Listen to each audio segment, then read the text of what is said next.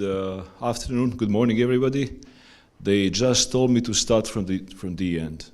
First of all, I have a shorter time because the time is run out and you guys want to go for lunch. And then second of all, we want to talk about zinc today a little bit. And that's why I'm starting actually from what I thought was last is going to be first now. On the right-hand side, there is a current curve, last 5 years of a zinc storage.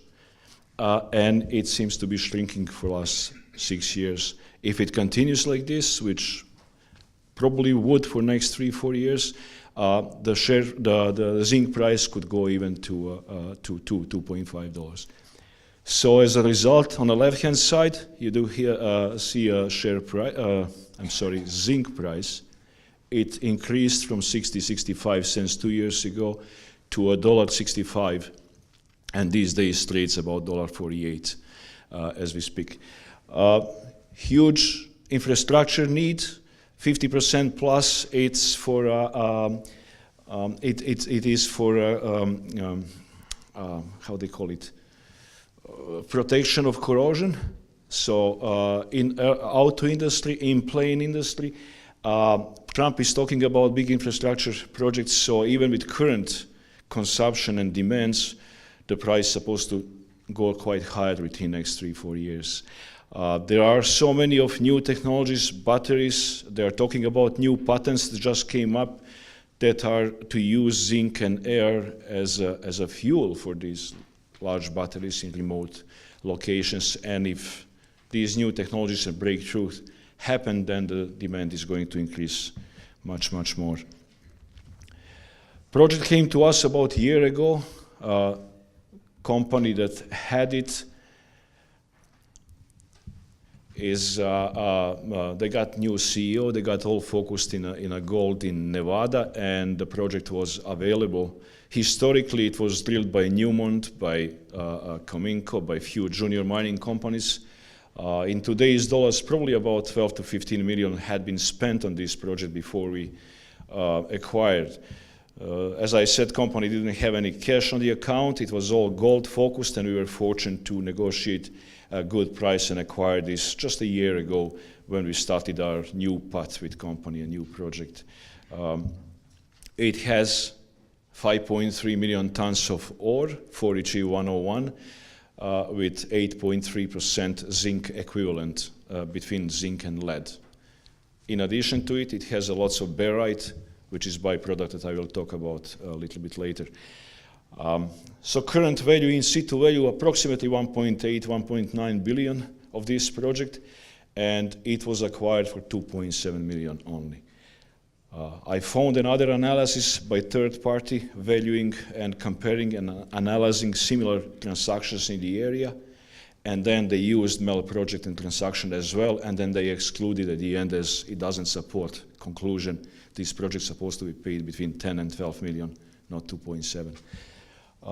Our execution plan is extremely aggressive. We are miners. Our team had explored, had mined, had constructed, had studied projects, and we happen to be in exploration arena as we have to. Sooner we explore enough, sooner we develop project to mining operation, more happy we will be. Do we want to sell it next year after we finish, or at the end of this year after we finish exploration? Of course we do. Do we want to run 5 mining operations? That's even more preferred. When they say tight structure, I don't know what tight structure is, but 26 million in my mind seems to be extremely tight. 85% of these shares were paid 20 cents plus. So last 12 months, between 47 and 12 cents, we are now at our lowest market. We had some free shares issued and they are now dumped, but very shortly we believe we're going to be out of this and we're supposed to be back to the levels where the company will be. And approximately 1.6 million at this point of time cash on the account. Little bit about myself. As I was introduced, a mining engineer, 26 years of mining experience in industry, 15 out of that in mining operations worldwide. Long time in a Yukon and Fort McMurray. operating mines, leading mining operations, and etc. And then building was a part of a building of one of the largest mining projects on the world for Shell Canada in Fort McMurray. The capital cost was about 5.1 billion. Gord Bob, the most experienced name on our page. Gord and I and Carlos started this company a few years back. I didn't know how to name it better, but BENZ, the best or nothing. And then our chairman is metallurgist. So we really made sure that our team has credible technical first and then all other skills. And between credible metallurgist, mining engineer, executive and mining engineer and CFO, we developed BENZ. In addition, our strong technical team, Mike Guru, another strong geologist, Dennis, mining engineer. Gary here is our recent addition in communication and marketing side, and Leo King, another strong geologist who knows this project quite well, and he spent quite a few years on it, so he's advising us at this point. Interestingly about Mike, he killed about 450 projects that I brought to his desk. He never likes the project. He's okay with Mel. Mel has potential to have a multiple expansion of resources and also to be in mining operation. We spoke about zinc, why this happened. A couple of big mines in Australia got shut down. A few small ones in China were closed down as well, and the supply is really what had driven this share price increase. Project by itself is in Yukon, however, the most southern location of Yukon, 40 kilometers south of Alaska Highway, and we do go by winter road during the winter, and we do drill during the summer using an airstrip that we have on the property. Should also emphasize on Snowden's PEA that had been done for previous owner. So they came up with 8 years mining life. These couple of pictures are actually outputs of 8 years of mining life block model with all drill holes. It would start with 2 years open pit operation, then it would go for another 6 years of underground with current resource. Metallurgy had been done as well, and then marketing analysis for barite had been done as well. Between few companies, you will notice at the bottom here that Cobex had it at one point, but they changed line of business and then sold to Silver Range. Then we acquired that from Silver Range. So everything historically had been done. It came to us with about 16.5 thousand meters. We drilled 2,000 meters just a few months ago to confirm all of this. Even pre-feasibility in 1989 had been done as well, but this was before 4EG 101 requirements. I won't talk about geology too much. The Mel main zone is on the left-hand side, southwest part of our claim, Mel main. This is where we have declared resources, and this is what we're going to expand. It is strongly believed the ore body is overturned syncline of the same ore that appears about 7-8 kilometers to northeast, where we have a Jerry North and Mel East. These couple of areas also received few drill holes. You will see them later, and they serve to us as a blue sky opportunity should we need and want to explore more. Just a few drill holes, historical ones done by predecessors, from the shallowest ones to the most deeper one, which is 650 meters at the bottom. On the right-hand side, you may notice the grade consistency that slightly enlarges as we go down, but we do not anticipate higher grade than what it is. Again, Mel main zone, the most drill holes went into this area. Now the green hatch, dark shadow area is actually north and south. That indicates results of soil geochem analysis indicating clear targets for next drilling and expansion. So we do know it is open north and south and to the depth. Our drilling, 2,200 meters last October. What we did across the block model, we drilled 9 drill holes to confirm what we bought. Usually history surprises you. We got positive surprise. These numbers that you see here on the zinc price are really, really supportive. As I mentioned, our average grade is 8.3% zinc equivalent. We see zinc here quite higher. And then few drill holes on the northeast area, Jerry and Jerry North, beside good grade, and these are historical, not ours, by the way. What I like about this, it is all shallower, up to 200 meters, which provides opportunity for more open pitable resources as we go. As I mentioned, metallurgy had been done, but what's interesting about this picture and block model cross-section, including mine design, the triangle shape of the bottom is really determined by the deepest single drill hole that was drilled and then dots were connected. So there is really lack of information and drill holes on the side. Should we want to increase resource estimate, and for any reason, should we don't do it on a north and south side, drilling a couple of drill holes on the side should square this down. And we do anticipate somewhere that the zinc line to turn back.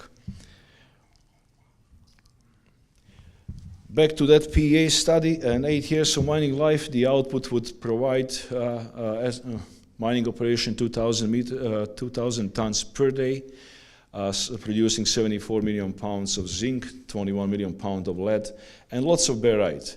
Now, just a note on this barite, it is used mostly used in oil exploration industry as an additive for mud.